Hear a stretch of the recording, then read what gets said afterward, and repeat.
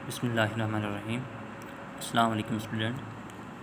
Lecture number 10 BS6 semester analytical chemistry. आज हमारा topic है signal processor and read out devices. Signal processor क्या होते हैं? Electrical signal from the detector is amplified by the an external electrical amplifier. यानी कि signal processor क्या होते हैं? ये एम्पलीफायर होते हैं, इलेक्ट्रिकल एम्पलीफायर होते हैं जो इंस्ट्रूमेंट से अलग से हमने लगाया होता है। जो डिटेक्टर से सिग्नल आ रहे होते हैं, इलेक्ट्रिकल सिग्नल, उन्हें कन्वर्ट करता है, उसे एम्पलीफाई करता है और वोल्टेज में कन्वर्ट कर देता है। Amplifier signal is feed as a voltage in voltmeter. तो रीड आउट डिवाइसेस आगे फिर वोल्ट मीटर है, तो आगे कुछ और वोल्ट मीटर के अलावा भी कुछ रीड आउट डिवाइसेस हम लगा सकते हैं। उनमें क्या क्या चीज़ें आती हैं? वोल्ट मीटर एक हो गया, गैल्वानोमीटर हो गया, पोटेंशियोमीटर हो गया, पैन रिकॉर्डर हो गया, ऑसिलेटर हो गया। ये तमाम के तमाम हमारे पास रीड आउट डिवाइसेस हैं। इन सभी के साथ इनके जो अटेनुएटर होता है, जो ट्रांसड्यूसर होता है, चेंज करने वाला जो एक पार्ट होता है, उसके साथ उसकी वेज के साथ, उसके किनारे के साथ इस तरह की पेन लगा होता है।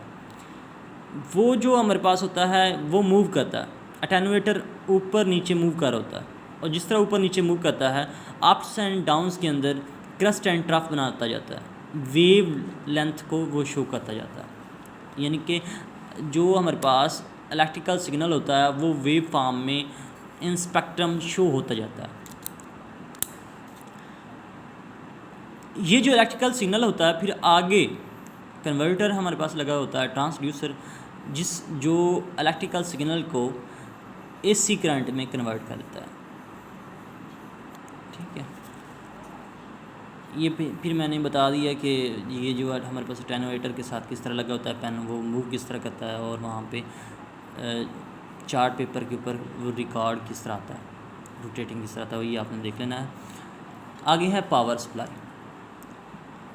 जब हम पावर दे रहे हैं ना, उसकी सप्लाई दे रहे हैं, तो कौन कौन सी चीज़ें हमें मद्देनज़र रखनी चाहिए? सबसे पहले आपको याद रखना चाहिए कि जो लाइन वोल्टेज है इंस्ट्रूमेंट की, जब ऑपरेटिंग हो रही है, काम कर रहा है इंस्ट्रूमेंट, तो उसकी जो लाइन वोल्टेज है वो ट्रांसफार्मर के साथ लाइन वोल्टेज उसकी डिक्रीज़ हो जानी चाहिए। यानी कि जो वो लाइन वोल्टेज वो दे रहा है, जब उसके ऊपर हम ट्रांसफ़र लगाते हैं तो वो डिक्रीज़ हो जाना चाहिए, बल्कि उसके अंदर वहाँ पे इस तरह की वेव्स आना स्टार्ट हो जानी चाहिए, वेव्स देनी चाहिए। Convert the AC to DC with the rectifier. Supply के लिए जब हम दे रहे हैं तो उसके लिए हमारे पास एक रेक्टिफायर होना चाहिए। वो रेक्टिफायर क्या करे? रेक्टिफाई करे AC करंट को DC करंट में, डायरेक्ट करंट में कन्वर्ट कर दे। जो स्मूथ रिपल है should be in order to deliver line voltage to constant voltage. Line voltage को वो कांस्टेंट वोल्टेज में कन्वर्ट करे। जो हमारे पास रिपल है तो वो लाइन वोल्टेज को कन्वर्ट करे पहले कांस्टेंट वोल्टेज के अंदर। हमने पावर सप्लाई के अंदर कौन कौन सी चीज़ें पढ़ी हैं? हमने पढ़ा है कि जो ट्रांसफार्मर के साथ जब अटैच होता है इलेक्ट्रिकल सिग्नल, तो वहाँ पे क्या होना चाहिए? लाइन वोल्टेज डिक्रीज़ हो जाना चाहिए। नंबर 2 हमने पढ़ा है कि वहाँ पे जब हम पावर सप्लाई दे रहे हैं तो AC करंट प्रोड्यूस होना चाहिए। फिर आगे हमने कहा है रेक्टिफायर लगा के AC करंट को हमने मज़ीद आगे DC करंट में कन्वर्ट कर लेना चाहिए। और लास्ट में हमने पढ़ा है कि जो हमारे पास रिपल होता है, मूवेबल रिपल होता है, वो क्या करना चाहिए? डिलीवर करे लाइन वोल्टेज को कांस्टेंट वोल्टेज के अंदर। आगे है टाइप्स ऑफ UV विजिबल स्पेक्ट्रोफोटोमीटर्स। तो इसकी क्लासिफिकेशन हम पढ़ लेते हैं। सिंगल बीम स्पेक्ट्रोफोटोमीटर होता है, डबल बीम स्पेक्ट्रोफोटोमीटर होता है। तो जनरली तौर पे सबसे पहले हमारे पास जो रेडिएशंस होती हैं वो पास करती हैं सैंपल सेल से। या सॉल्यूशन से हम कह सकते हैं, सैंपल सेल या सॉल्यूशन जो क्यूबिट हमने कहा था उसमें से ये पास करती हैं। आगे है डबल बीम के अंदर, ये तो डायरेक्टली रेडिएशन सैंपल सेल से मूव कर गई थी, लेकिन डबल बीम जो हमारे पास स्पेक्ट्रोफोटोमीटर होता है, यूवी विजिबल स्पेक्ट्रोफोटोमीटर, उसके अंदर क्या होता है, रेडिएशन पहले स्प्लिट होती हैं टू इक्वल हाफ के अंदर। वन हाफ जो है वो पास करता है सैंपल सेल से और other half of the radiation pass करता है रेफरेंस सेल से, यानी कि ब्लैंक सोल्यूशन स्टैंडर्ड जो हमने लिया हुआ है। मिसाल के तौर पर हमने दूध लिया हुआ है और एक बीकर के अंदर हमने वो दूध लिया हुआ है जो प्रोडक्ट बनाए इंडस्ट्री के अंदर। ये जो दूध हमने लिया है इससे स्टैंडर्ड माना है और ये WHO वर्ल्ड हेल्थ ऑर्गेनाइजेशन से हमने लिया हुआ है मिल्क, तो ये मिल्क हमारे पास इंडस्ट्री से आया है, उसके पैकेट से आया है। तो इसको हम मेजर करना चाहते हैं, हम क्या करेंगे, इन दोनों में से हम रेडिएशंस पास करेंगे, यूवी विजिबल रेडिएशन पास करेंगे। पहले रेडिएशन आ रही थी सिंगल थी यूवी विजिबल, उन दोनों को हमने स्प्लिट करना है, हाफ हाफ में स्प्लिट कर देना है। एक हाफ वो WHO स्टैंडर्ड रेफरेंस सॉल्यूशन से पास करेगी और दूसरा हमारे पास वो जो हमने सैंपल लिया हुआ है, स्टैंडर्ड रेफरेंस सॉल्यूशन भी हम कहते हैं, ब्लैंक सॉल्यूशन भी कहते हैं। जब ये पास करेंगे तो दोनों की हम रेडिएशन जितनी ऑब्जर्व हुई हैं या इमिटेंस हुई हैं उसको हम चेक करेंगे, उसकी बिना पे हम देखेंगे कि ये आया कि इक्वल हैं या नहीं है। यानी कि अगर हमारे पास WHO इक्वल ऑब्जर्व करता है रेडिएशन, इक्वल इमिटेंस करता है जितनी कि इसने हमारे पास सैंपल ने ऑब्जर्व या इमिटेंस की है रेडिएशन की, तो हम कह देंगे ये दोनों सॉल्यूशन के अंदर जो कंपोजिशन है, जो सब्सटेंसेस हैं वो इक्वल हैं। आगे हम चलते हैं। ये जो रेडिएशन होती हैं observe by the reference cell is automatically subtract from the radiation of passing through the sample cell. जो सैंपल सेल से पास हुई हैं और जो हमारे पास रेफरेंस सॉल्यूशन से पास हुई हैं रेडिएशंस या ऑब्जर्व हुई हैं, उनको हम ऑटोमेटिकली सब्सट्रैक्ट कर लेते हैं, माइनस कर देते हैं, और बाकी जो हमारे पास रेडिएशन रह जाती हैं वो हमारे पास आम तौर पे कंसंट्रेशन को बता रही होती हैं, सैंपल की कंसंट्रेशन को बता रही होती हैं। And double beam to match are the similar detectors are use to detect the radiations. यहाँ पे क्या है, इससे आगे ये जो रेडिएशन पास हो रही है यहाँ पे दो डिटेक्टर लगे होने चाहिए और दोनों सिमिलर डिटेक्टर होने चाहिए यहाँ पे, और इन दोनों में सिमिलर टाइप के डिटेक्टर होने चाहिए। इसमें से रेडिएशन पास होंगी तो डिटेक्टर हमें सिग्नल देगा, इलेक्ट्रिकल सिग्नल जो हमने कहे थे वो देगा, और उस इलेक्ट्रिकल सिग्नल को फिर हमने डायरेक्ट करंट में कन्वर्ट करना। डायरेक्ट करंट से हम आसानी से फाइंड आउट कर सकते हैं कि कंसंट्रेशन हमारे पास कितनी थी सैंपल की। आगे हम चलते हैं।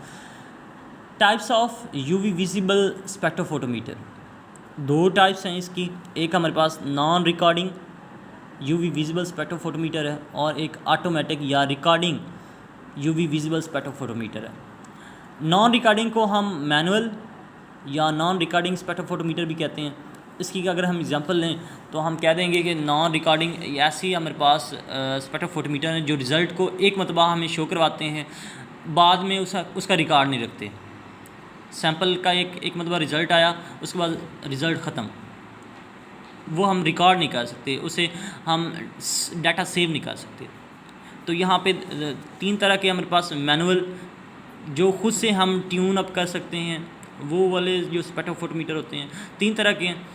Single beam direct reading spectrophotometer, यानी कि डायरेक्ट एक ही मरतबा वो रीडिंग देते हैं, बार बार वो रीडिंग उसी पे नहीं देते।